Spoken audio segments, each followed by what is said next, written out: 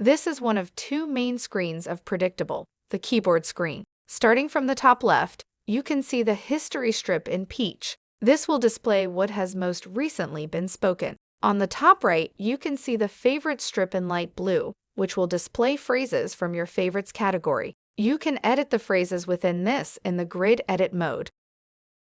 The arrow buttons in between these two strips allow you to navigate these without scrolling.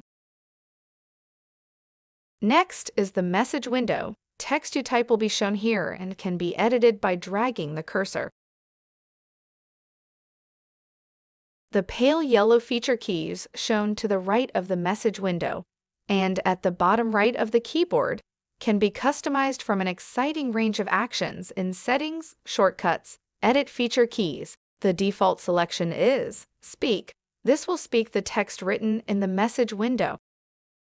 Notes. This allows you to store text that you have created in Notes that can be revisited later. You can expand these notes to full screen to store and read through longer text more easily. Settings takes you to Settings. If you don't have this as a feature key, then Predictable Settings can be accessed in your device settings.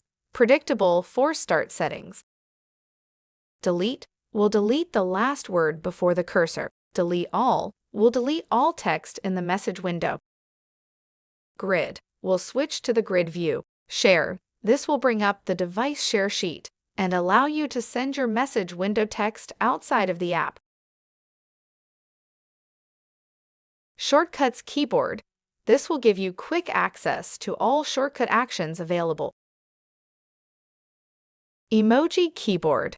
This will switch the keyboard to the emoji keyboard. The emojis are paired with sounds. The word prediction strip is in the center of the screen and will help you be able to type your message quicker. Finally, the keyboard itself. This can be swapped out for other layouts depending on your preferences.